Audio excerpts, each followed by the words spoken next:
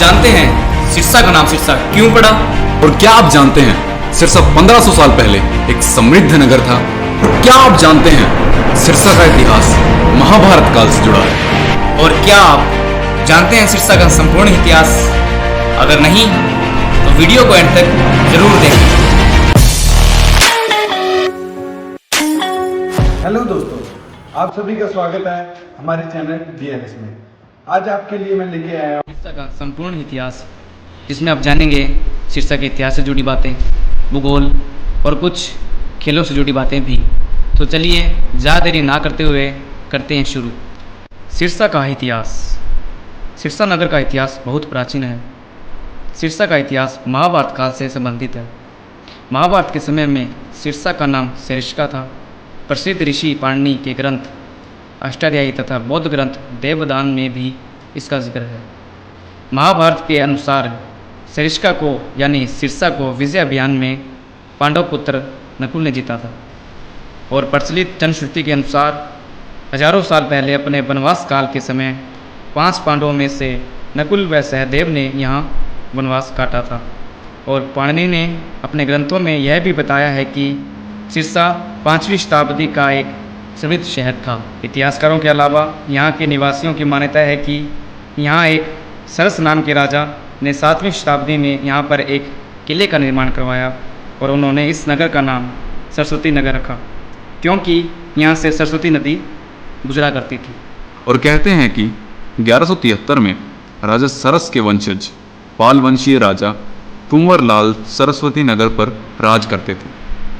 और बहुत समय बीतने के बाद सिरसा का नाम शीर्षपटन भी हुआ और फिर बदलते बदलते सिरसा पड़ा। और शीर्ष नाम के पेड़ों की तादाद ज़्यादा होने की वजह से भी सिरसा को सिरसा नाम से जाना जाता है। सिरसा फिरोज शाह तुगलक के राज में हिसार फिरोजा यानी हिसार ज़िले का हिस्सा था। और अकबर के समय में सिरसा हिसार ज़िले में एक तहसील था। पाणिनि के अलावा प्रसिद्ध अरबी यात्री इब्न बतूता ने भी सिरसा के बारे में अपनी पुस्तकों में जिक्र किया है। और सिरसा में अपार धन दौलत होने के कारण सिरसा बाहरी आक्रमणकारियों के लिए आकर्षण का केंद्र था। सन 1398 में भाटीनगर यानी हनुमानगढ़ को जीतने के बाद तैमूर लंग, जो उज्बेकिस्तान से आया था, सिरसा से होकर गुजरा था। मोहम्मद गजनवी के आक्रमणों का भी यह शहर शिकार रहा था।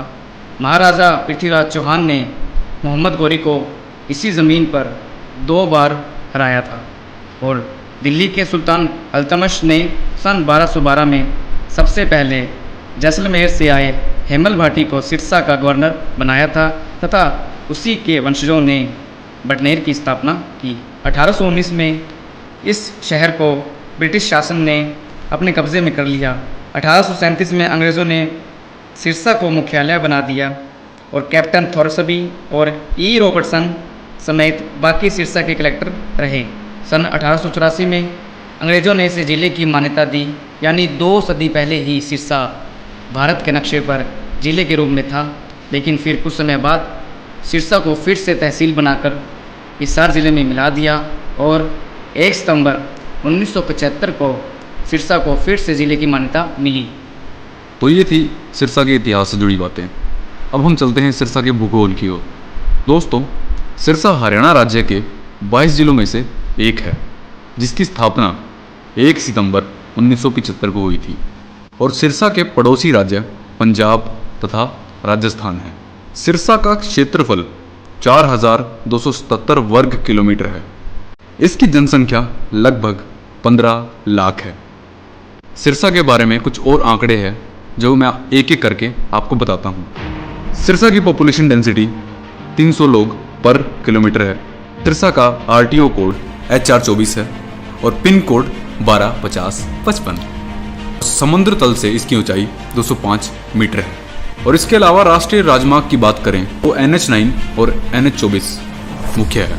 रेल मार्ग की बात करें तो सिरसा बठिंडा रेवाड़ी रेल मार्ग पर स्थित है। तो ये थी सिरसा की भौगोलिक बातें और कुछ आंकड़े।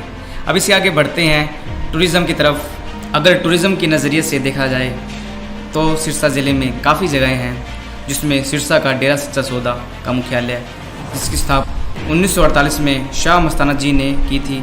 यह एक धार्मिक पवित्र स्थान है। इसके अलावा शहर में तारा बाबा की कुटिया, शहर की शोभा बढ़ा रही है, जहाँ पर कभी महान संत तारा बाबा निवास करते थे।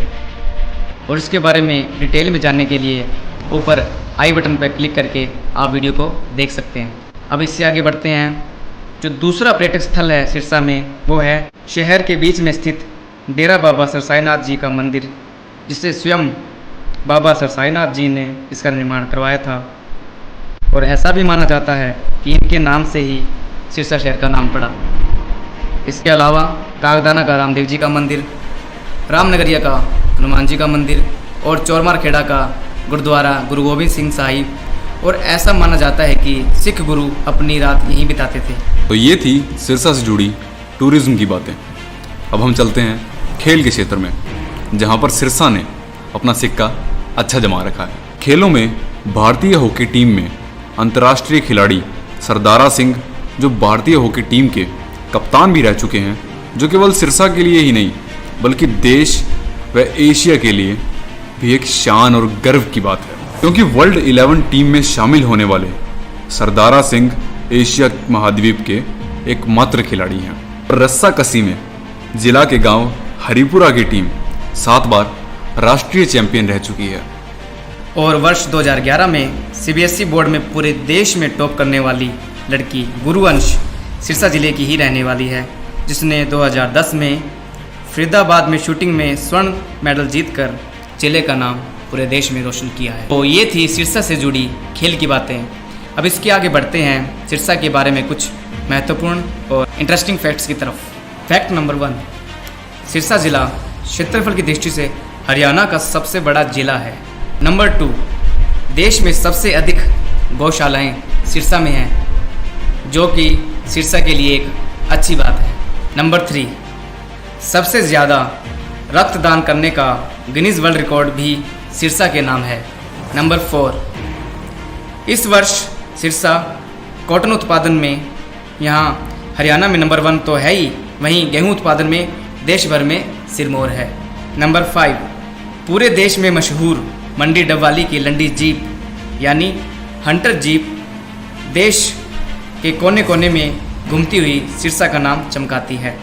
फैक्ट नंबर 7, सिरसा हरियाणा के बाकी ज़िलों के मुकाबले पाकिस्तान के सबसे ज़्यादा करीब है। नंबर 8, सिरसा की अनाज मंडी पूरे देश में सबसे बड़ी अनाज मंडी है। उम्मीद करता हूँ आप सभी को मेरे द्वारा बनाई गई वीडियो अच्छी लगी तो कमेंट सेक्शन में जरूर आप बताना, और याद से लाइक एंड शेयर सब्सक्राइब जरूर कर लेना। धन्यवाद।